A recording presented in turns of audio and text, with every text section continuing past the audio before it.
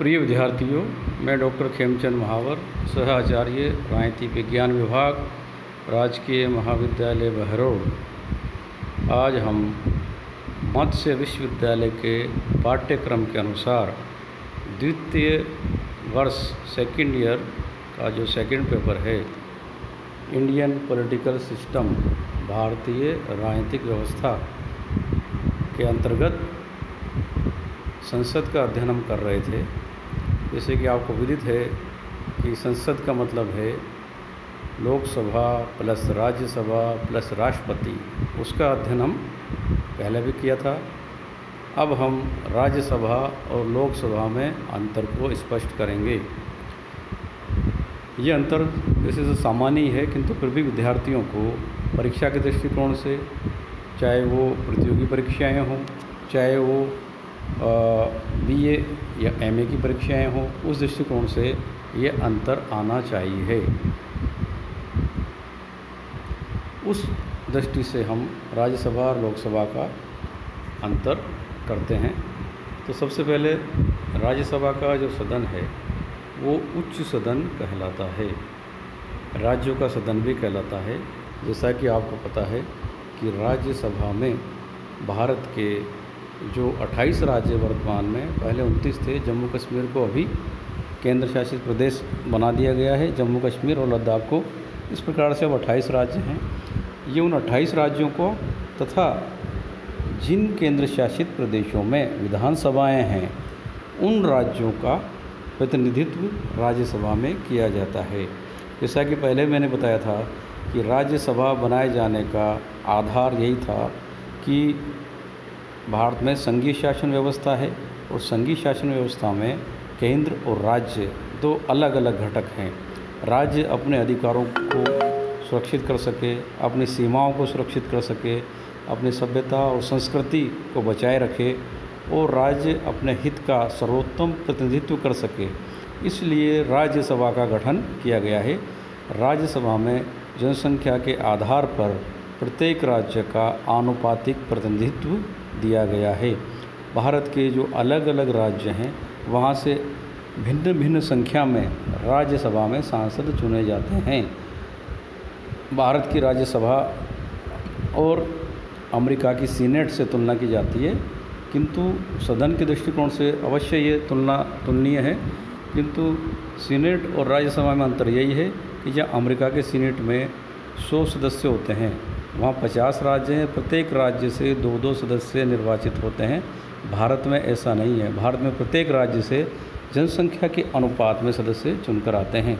जैसे उत्तर प्रदेश से राज्यसभा में सर्वाधिक 31 सदस्य चुन के आते हैं, जबकि जो राजस्थान है वहाँ से 10 सदस्य चुन के आते हैं।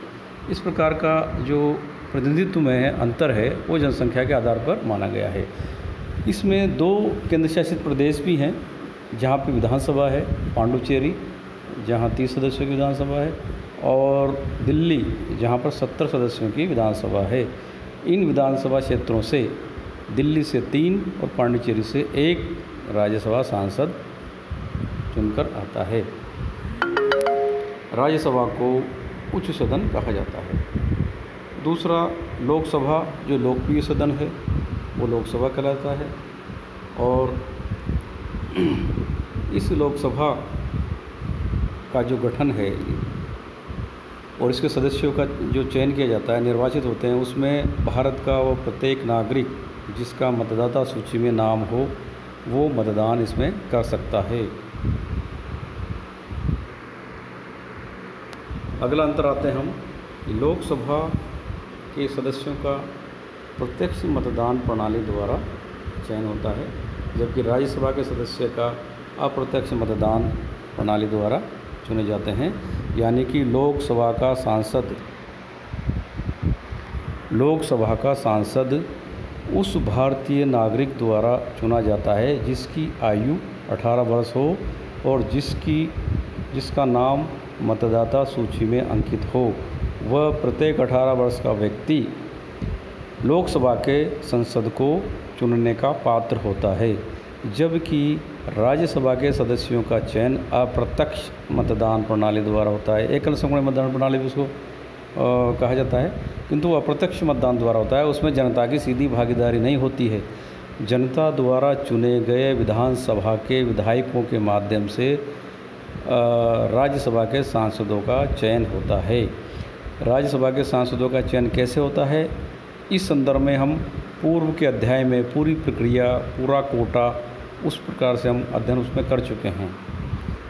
उसमें यह भी बताया गया था कि लोकसभा की अधिकतम संख्या 552 होती है, यानी कि 530 सदस्य जो होते हैं वो राज्यों से चुन के आते हैं, 20 सदस्य केंद्र शासित प्रदेश से चुन के आते हैं और 2 सदस्य एंग्लो इंडियन होते हैं।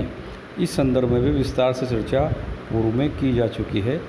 तो लोकसभा के सदस्यों की अधिकतम संख्या 552 होती है। उसी प्रकार दूसरी तरफ देखें तो राज्यसभा के सदस्यों की अधिकतम संख्या 250 होती है। 250 में से 229 राज्यों से चुन के आते हैं, 4 सदस्य केंद्र शासित प्रदेश से चुन के आते हैं और 12 सदस्य मनोनीत किए जाते हैं राष्ट्रपति द्वारा। राष्ट्रपति मंत्रिपरिषद की सलाह से 12 सदस्यों को मनोनीत कर सकते हैं। उन अनुभवी लोगों को, उन अपने अपने क्षेत्र में जो दक्ष व्यक्ति होते हैं, पेशेवर व्यक्ति होते हैं, उनको राष्ट्रपति द्वारा मंत्रिपरिषद की सलाह से मनोनीत किया जाता है। वो 4 फील्ड माने गए हैं, 4 क्षेत्र माने गए हैं, जिसमें से समाज सेवा है, कला है, ये क्षेत्र हैं। इसके बाद हम लोकसभा के कार्यकाल पे आते हैं। लोकसभा का जो कार्यकाल है वो सामान्यतः 5 वर्ष का माना गया है। ये 5 वर्ष अधिकतम है। ये उस स्थिति में है जब सरकार के पास सदन में बहुमत हो। यदि सरकार के पास सदन में बहुमत नहीं होता है और यदि वो सदन का विश्वास खो देती है, तो ऐसी स्थिति में सरकार 5 वर्ष से पूर्व, यानी कि 1 दिन, 2 दिन, 10 दिन, 1 साल, 2 साल कभी भी गिर सकती है। इसलिए लोकसभा को अस्थायी सदन कहा गया है। इसे अटल बिहारी वाजपेयी जी की जो सरकार थी वो 11 दिन तक चली थी। विश्वास मत या वांछित मत जो 272 का आंकड़ा है वो नहीं होने की वजह से सरकार किसी भी समय विघटित हो सकती है।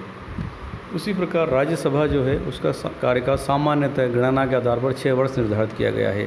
हालांकि भारत के संविधान में ये 6 वर्ष कहीं भी नहीं लिखा है, किंतु फिर भी ये लिखा गया है कि राज्यसभा के 1/3 सदस्य प्रति 2 वर्ष बाद सेवानिवृत्त हो जाएंगे। इस प्रकार से जो प्रति 2 वर्ष का जो आकलन था उसको जोड़ने के आधार पर राज्यसभा का जो कार्यकाल है वो 6 वर्ष होता है। यानी कि राज्यसभा जो है स्थायी है, राज्यसभा का कार्यकाल 6 वर्ष है। ये कहने को है राज्यसभा के प्रत्येक सांसद का कार्यकाल 6 वर्ष होता है और राज्यसभा का कार्यकाल अनिश्चित है। वो विघटित नहीं होती है, वो भंग नहीं होती है, वो सदैव चलती रहती है।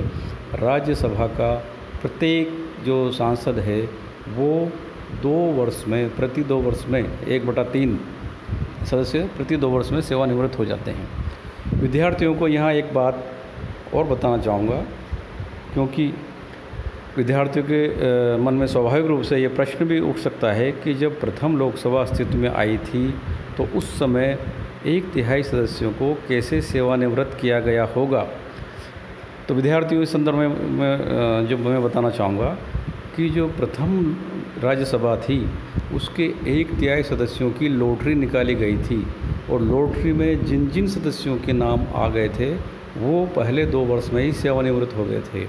उसके बाद अगले 2 वर्ष में फिर से लॉटरी सिस्टम निकाला गया और जिन जिन के नाम आए वो सेवानिवृत्त हो गए। यानी कि पहले जो सेवानिवृत्त हुए थे प्रथम 2 वर्ष में, दूसरे जो सेवानिवृत्त हुए थे वो अगले 4 वर्ष में हो गए। अब जब तीसरी बार जब सेवानिवृत्ति की बारी आई तो उन सभी सदस्यों का कार्यकाल लगभग 6 वर्ष पूर्ण हो चुका था। इस प्रकार से जो तृतीय चरण का जो सांसद सेवानिवृत्त हुए उनमें लॉटरी सिस्टम की आवश्यकता नहीं पड़ी, क्योंकि उनका कार्यकाल 6 वर्ष पूर्ण हो चुका था। इस प्रकार से आने वाले जो सदस्य थे वो प्रति 2 वर्ष बाद उनके 6-6 वर्ष का कार्यकाल पूर्ण हो जाता है और सेवानिवृत्त हो जाते हैं। प्रथम जो 2 कार्यकाल थे वहीं पर लॉटरी सिस्टम लागू किया गया, जिससे कि प्रति 2 वर्ष में 1/3 सदस्यों को सेवानिवृत्त किया जा सके। इसके बाद हम आते हैं कि दोनों सदनों की कार्रवाई संभालने के लिए जो मुख्य अध्यक्ष या सभापति बनाए जाते हैं, तो लोकसभा में अध्यक्ष और उपाध्यक्ष 2 पद रखे गए हैं और वो सदन से ही निर्वाचित किए जाते हैं। जबकि राज्यसभा में ये सभापति और उपसभापति नाम से जाने जाते हैं। लोकसभा में जो अध्यक्ष उपाध्यक्ष जो होते हैं उनका निर्वाचन किया जाता है। यहाँ यह उल्लेखनीय है कि यदि अध्यक्ष और उपाध्यक्ष अपना इस्तीफ़ा देना चाहें तो वो क्या प्रक्रिया होगी, तो संविधान में प्रक्रिया अपनाई गई है। अध्यक्ष अपना इस्तीफ़ा उपाध्यक्ष को, उपाध्यक्ष अपना इस्तीफ़ा अध्यक्ष को सौंपेगा। वहीं यदि राज्यसभा में आ जाते हैं तो राज्यसभा में का जो सभापति होता है वो उपराष्ट्रपति होता है। उपराष्ट्रपति राज्यसभा का पदेन सभापति एक्स ऑफिसियो होता है, यानी कि जो कोई भी उपराष्ट्रपति बनेगा वो राज्यसभा का सभापति स्वाभाविक रूप से अपने आप बन जाएगा। किंतु यहाँ पे जो प्रक्रिया अपनाई गई है कि भाई सभापति को यदि त्यागपत्र देना पड़ा तो इस्तीफ़ा किसे देगा, तो सभापति अपना इस्तीफ़ा उपसभापति को नहीं देगा, क्योंकि सभापति उपराष्ट्रपति भी है, वो अपना इस्तीफ़ा राष्ट्रपति को देगा और उपसभापति अपना इस्तीफ़ा सभापति को देगा। इस प्रकार से ये प्रक्रिया अपनाई गई है। इसके बाद हम विधेयक के बारे में चर्चा करते हैं। हालांकि बहुत सारे विधेयक जो हैं वो दोनों सदनों में पारित किए जाते हैं, किंतु सामान्यतः जो विधेयक है, जैसे धन विधेयक की बात हम करें तो धन विधेयक हमेशा लोकसभा में ही पारित किया जाता है, राज्यसभा में पारित नहीं किया जाता है या नहीं लाया जाता है। लोकसभा में धन विधेयक पारित होकर राज्यसभा में जाता है। राज्यसभा को केवल इसे 14 दिन तक रखने का, विचार विमर्श करने का अधिकार है। यदि वह 14 दिन तक भी इस विधेयक को पे कोई विचार विमर्श नहीं करती है या नहीं लौटाती है तो वह लोकसभा की इच्छा से स्वतः ही पारित माना जाएगा। ऐसा नहीं है कि लोकसभा को अनन्य अधिकार है, बल्कि राज्यसभा के पास भी कुछ ऐसी शक्तियां हैं लोकसभा से अधिक ताकतवर है। जैसे राज्य सूची के विषयों पर यदि कानून बनाना हो तो वो विधेयक राज्यसभा में लाया जाता है। उसी प्रकार से अखिल भारतीय सेवाओं से संबंधित कोई विधेयक लाया जाएगा तो वो राज्यसभा में लाया जाता है। इस प्रकार से लोकसभा राज्यसभा परस्पर एक दूसरे की पूरक हैं। जहां लोकसभा संपूर्ण राष्ट्र का प्रतिनिधित्व करता है, वहीं राज्यसभा अपने अपने राज्यों का संविधान के दायरे में रहकर प्रतिनिधित्व करते हैं। किसी राज्य को क्षति न हो उसके लिए राज्य है और संघीय ढांचा बना रहे इसके लिए लोकसभा बनाई गई है। इस प्रकार से दोनों का अंतर सामान्य सा अंतर है। धन्यवाद।